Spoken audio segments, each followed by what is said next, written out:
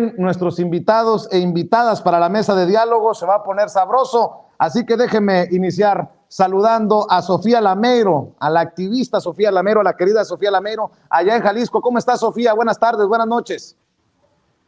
Hola, querido Vicente, buenas noches. Muy contenta de estar aquí contigo y con toda la gente que ve Sin Censura. Gracias por estar aquí. También saludo a Amir Ibrahim, director del Quintana Roo MX y secretario de la Asociación Periodistas Desplazados. Querido Amir, a dejar la víbora chillando. ¿Ya estás listo? Listo. Buenas noches, Sofía, Vicente y a todo el chat de Sin Censura y a toda su audiencia.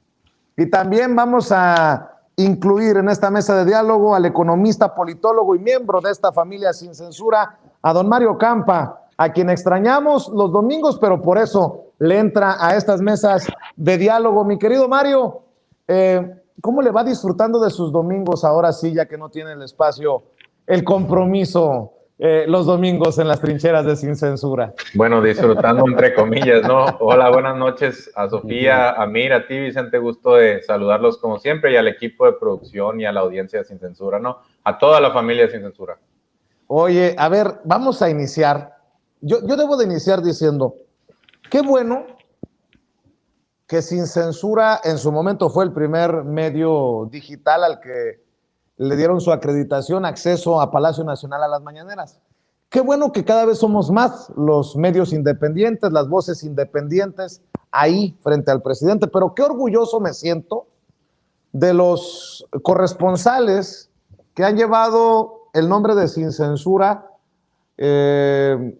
ahí a la mañanera. Desde Rafa Herrera, que fue el primero, después de que su servidor hizo las primeras intervenciones, el propio Toño Ruiz, que también le ha tocado ir a participar a las mañaneras, después Hans Salazar, hoy Meme Yamel. Hoy Meme Yamel hace dos planteamientos que son noticia para los medios tradicionales, para aquellos que nos critican a los medios independientes y alternativos, pues qué fácil es criticar, pero también retomar lo que se plantea y se plantea bien. Hoy Meme Yamel hace el planteamiento al presidente Andrés Manuel López Obrador por la inclusión de más voces, de más personajes, de más colores a los medios de comunicación, luego de que la Suprema Corte de Justicia de la Nación echara abajo la conocida como la ley Chayote. Esta discrecionalidad que llevó, por ejemplo, a Enrique Peña Nieto a repartir a diestra y siniestra miles de millones de pesos en publicidad oficial.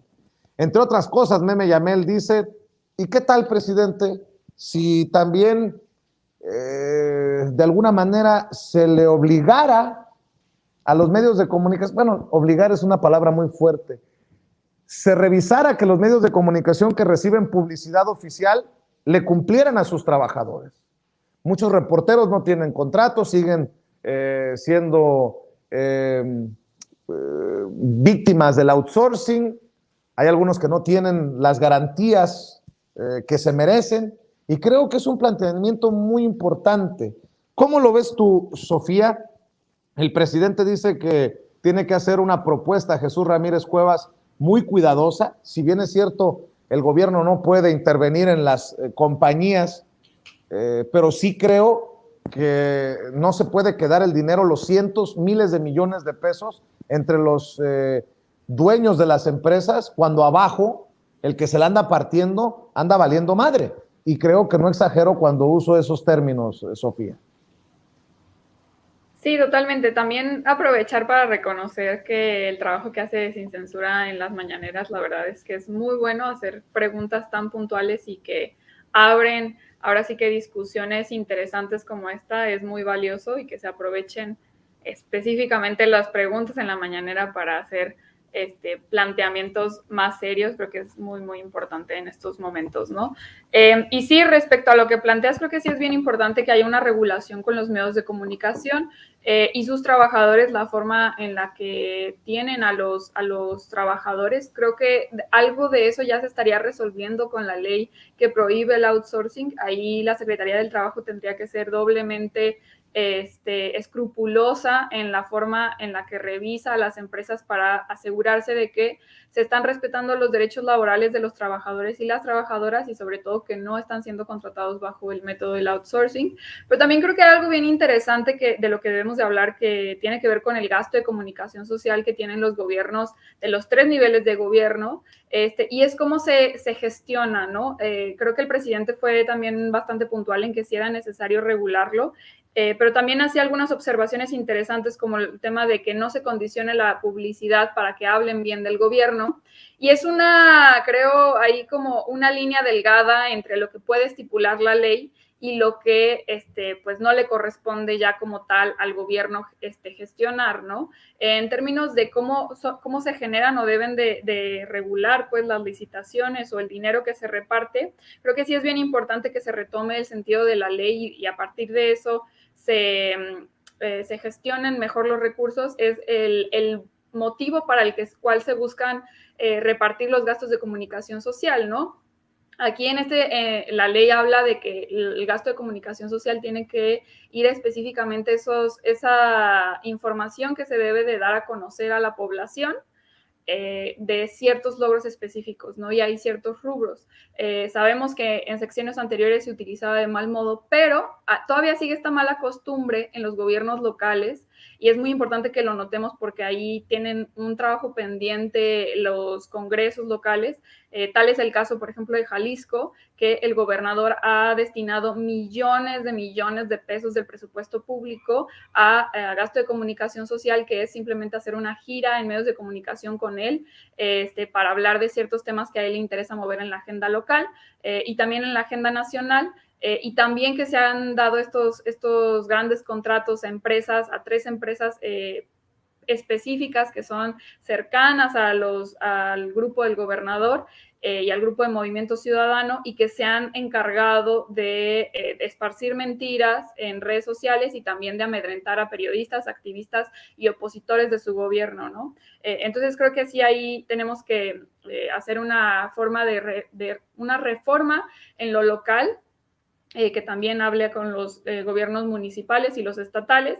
Y creo también me atrevería a decir que hay que empezar a ubicar cómo se puede utilizar la publicidad y también qué pueden hacer las empresas de comunicación, ¿no? Creo que también en términos de cómo comunican es muy importante, pero no estoy segura si eso ya le correspondería al Ejecutivo, sino más bien como en términos de legislativo, ¿no? De cómo se puede o no informar, si hay una forma de rendición de cuentas respecto a la información que presentan en sus medios de comunicación. Creo que ese es otro tema pendiente también sobre su responsabilidad con las audiencias y con informar con puntualidad, ¿no? Amir, sería una locura, bueno, es que haya medios de comunicación que reciben del presupuesto de publicidad oficial un dineral y que sus trabajadores, los de abajo, los de la parte baja del escalafón, anden sufriendo hasta por seguro médico, ¿no?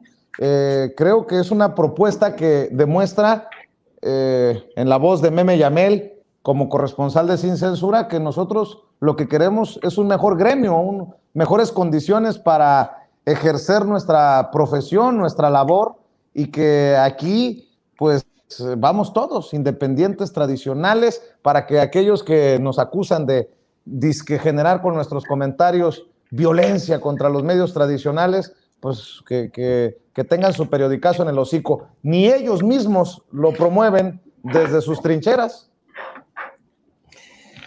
Fíjate que hay 2 temas, está bien interesante este tema y a mí me apasiona un chorro. Hay 2 temas que hay que saber separarlos, Vicente y toda la audiencia. Uno es el laboral, y yo quiero decir a los colegas que no están desprotegidos, que si ustedes están siendo violados en sus derechos laborales, existe una ley que también ampara a los periodistas, que es la ley laboral.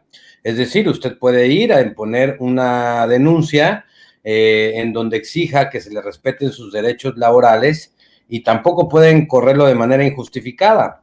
Y bueno, pues de alguna manera el tema de los outsourcings precisamente es la vía que muchas empresas en México usan para evitar estas cargas laborales.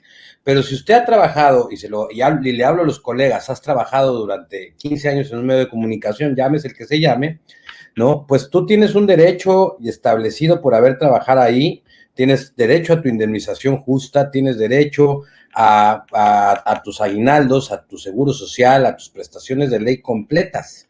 Entonces, el debate de si les pagan y les respetan sus derechos laborales en los medios de comunicación a pesar de que cobran mucho, pues es un debate pues que no solamente abarca a los dueños de los empresarios de los medios de comunicación, sino a muchos empresarios gandallas que tratan a sus trabajadores de forma incorrecta. Y la otra forma que hay que dividir es la distribución del recurso en la publicidad oficial. Ese es otro debate. ¿Por qué les dan tanta lana? Pues para hablarlo claramente. Y lo que primero que me gustaría decir es que ¿por qué se les da dinero? Esa es una pregunta que mucha gente tiene y a mí me gustaría, si me lo permites, Vicente, aclarar a la audiencia, ¿por qué se les da dinero? Y esto es porque el artículo 6 y 7 de la Constitución mexicana hablan y tienen frases muy específicas, por ejemplo, de que el Estado está obligado a garantizar el derecho a la información, por ejemplo, garantizará el libre acceso a la información y toda persona tiene derecho a el libre acceso a la información de forma plural y oportuna. Es decir, el Estado está obligado a garantizar que usted que me escucha o que no se escucha y todos los mexicanos tengan acceso a la información y para ello usan a los medios de comunicación. El otro artículo que habla respecto a este derecho es el artículo número 7, que ahí habla de la libertad de expresión, pero hay una cosa que es bien interesante en este artículo. Dice, no se puede restringir este derecho, habla es inviolable la libertad de difundir opiniones, información e ideas a través de cualquier medio. No se puede restringir este derecho, dice la Constitución, por vías o medios indirectos, tales como el abuso de controles oficiales o particulares del papel de los periódicos, porque en algunas etapas anteriores lo que hacían los presidentes era coactar a la empresa que distribuía papel, porque en ese entonces los periódicos eran los que hacían la mayor información, y con eso le restringían salir a la circulación. Entonces, bueno, el Estado, a través del dinero que les da, o les quita, ojo, porque también les da, pero también hay unos que les quitan, ¿sí? Restringen ese derecho a difundir opiniones, información e ideas a través de cualquier medio de comunicación, y eso es violatorio de los derechos humanos. Cuando no hay criterios claros, entonces, y se reparte de manera discrecional, o sea, es decir, yo te doy a ti porque me caes bien, porque soy buen cuate contigo, porque eres muy pesado, porque la neta o sea, por esas cosas que son discrecionales, entonces estás violando el derecho a la información y a difundir opiniones. Y cuando tú le quitas a uno por ser incómodo, por eso le preguntan al presidente, ¿por qué le da Televisa, Reforma y todo esto? Porque si se los quita sería anticonstitucional hacerlo también, porque estarían destinados a la desaparición total. Pero Amir, aquí está bueno el debate, y perdón que te interrumpa, pero también es importante sentar bases para cómo asignar estos presupuestos, estos dineros, como no se ha asignado, ni siquiera, hay que decirlo con todas sus letras, creo que no se ha hecho la lista, el librito, ni en la cuarta transformación. ¿Por qué?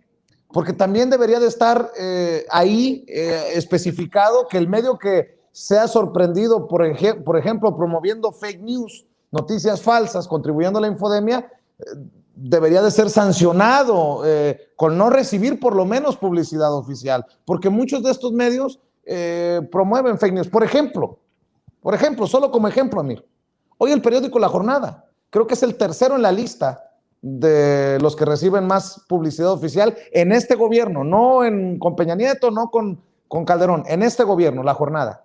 Hoy publica una fake news sobre Gerardo Fernández Noroña, con quien podemos estar de acuerdo o en desacuerdo en muchos temas y en sus formas y en su estridencia, pero dicen que le pintó el dedo a una diputada del PAN. Y eso no es cierto, no ocurrió. Aquí acabamos de presentar el video y eso lo publicaron La Jornada, Reforma. Bueno, entonces dices tú, ¿cómo es posible que el gobierno no siga y solamente es un ejemplo La Jornada, que es de los casos rescatables de los periódicos de circulación nacional desde mi punto de vista? Pero ¿cómo ves esto que te estoy mencionando? O sea, el problema es que muchas veces se alimenta a medios, no necesariamente es el caso de La Jornada, solamente lo utilicé como ejemplo por lo de hoy, pero se alimenta a medios que están generando mucha de esta infodemia. Sí, definitivamente el medio no debe de mentir, me queda clarísimo que eso es una aberración y yo lamento mucho que La Jornada haya cometido ese borregazo, como le decimos en el, ¿cómo se llama? En el periodismo, o esa fake que se aventó sin confirmar. Yo creo que el reportero o el editor ha de estar teniendo ahorita bastantes problemas con sus jefes y bueno, yo sí veo que, pues bueno, eso no está bien. Mira, la lucha por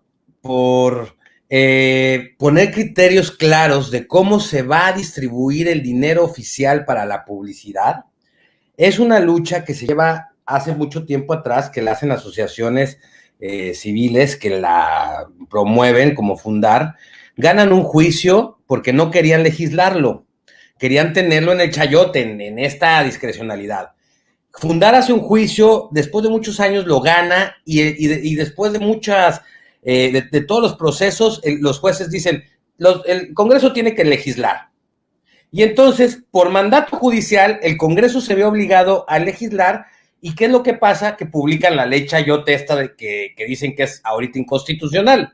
Es decir, solamente cumplió en el requisito de la sentencia de hacer una ley que no servía para ni más y aparte era anticonstitucional. Es decir, no hay criterios claros. Lo que debe de hacer esta nueva, esta reparación, digamos, de la ley es poner los criterios claros del por qué se le va a dar un peso a quién, bajo qué elementos, bajo qué condiciones y bajo qué restricciones o qué son lo que puede hacer que pierdan claro. ese recurso.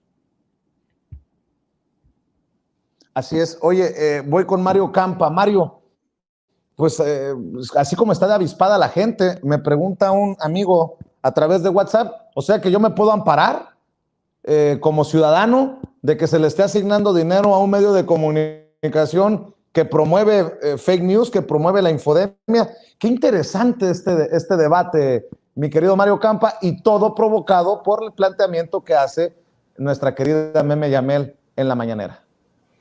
Sí, bueno, yo celebro, Vicente, que se estén dando este tipo de debates en este nuevo contexto de la realidad política mexicana, donde, bueno, ya podemos hablar de distintos actores dentro de la prensa. Por ejemplo, hablamos de actores un poquito más cómodos con el poder económico, la prensa corporativa, y pues también está la otra parte, que son los periodistas de a pie, los periodistas que batallan para sobrevivir en condiciones muchas veces laborales pues francamente deplorables. Y también celebro que haya debates generales sobre la legislación laboral, como es la materia de outsourcing, donde muchos periodistas pues ya vemos que podrían ahí caer.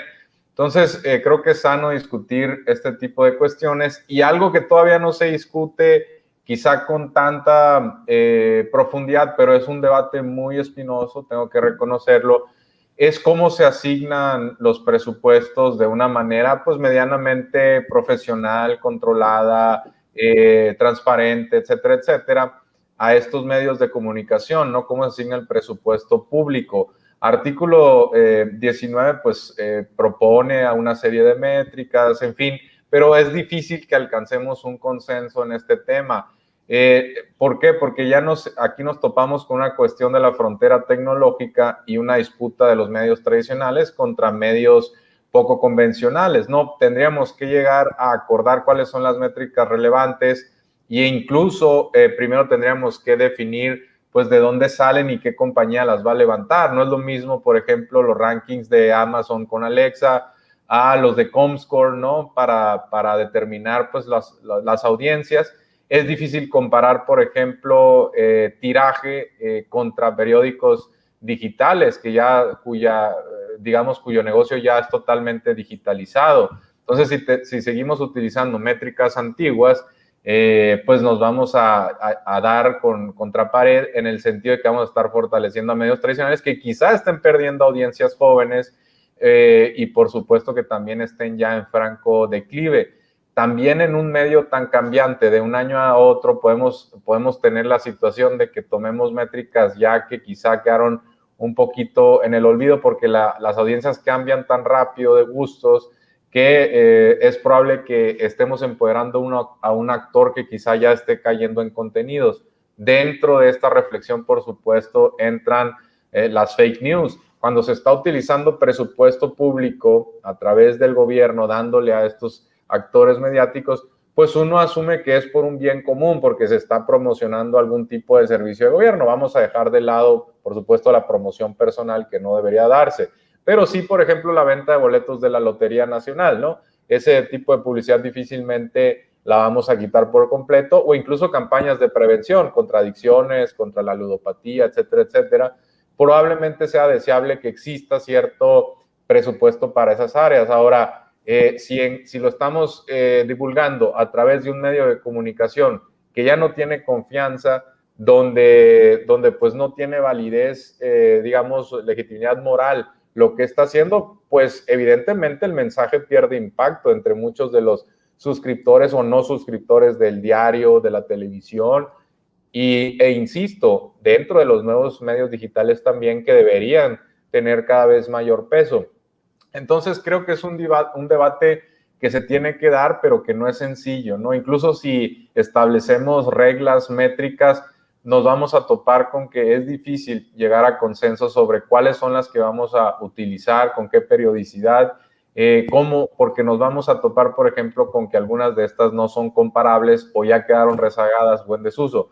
Entonces, es muy interesante, por supuesto, lo que estaba pasando. Celebro que se den este tipo de conversaciones, y qué bueno que sea mi querida Meme Yamel la que lo saca, ¿no? Y creo que va a ser, por supuesto, un tema del que quizás se tenga que legislar, dada esta jurisprudencia que se sienta a través de la Corte. Y, por supuesto, tiene que ser un debate incluyente, Vicente. ¿Estarás de acuerdo en que no puede ser una mesa convocada por Vargas Llosa y sus cuates, o un grupo selecto, ¿no?, de opinólogos?